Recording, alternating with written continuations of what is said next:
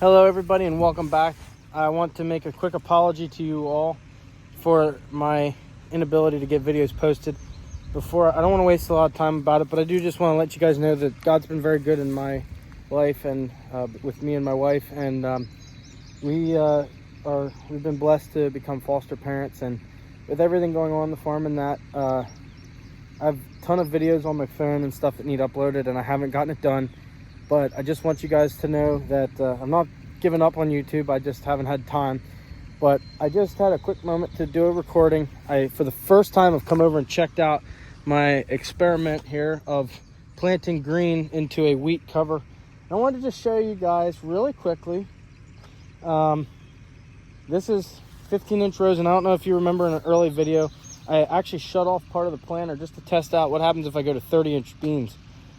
So one thing I will say, there's some radishes coming up from my cover crop that are doing alive and well, that could be a potential issue. There's some more. I think they're actually not going to necessarily compete, but I want to show you two soybean plants. I pulled one out of there, and if you look, we're flowering, and we have, like, right here at this thumb is a pod. This here is a pod. This is 15-inch rows. And you can see how the stem starts to branch out a little bit. This is where I shut my population in half and did 30-inch rows. And I have some partially developed pods, but look how much further along they are. There's already 3 beans forming in them pods. And the stem, if you look at the stem side by side, the one at my thumb is 30-inch, this is 15-inch. The stem's thicker, so you're getting more nutrients up that plant. Theoretically, it's a stronger plant, which it needs to be because it's more susceptible to lodging in the 30-inch rows. Height-wise, you know, the beans are about the same height, I would say.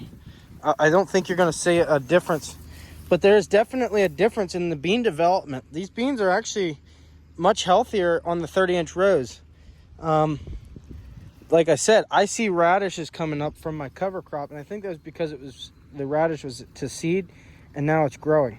But I think this is a pretty promising experiment. And you look at these beans, so those were 160, and these are 90,000, I believe.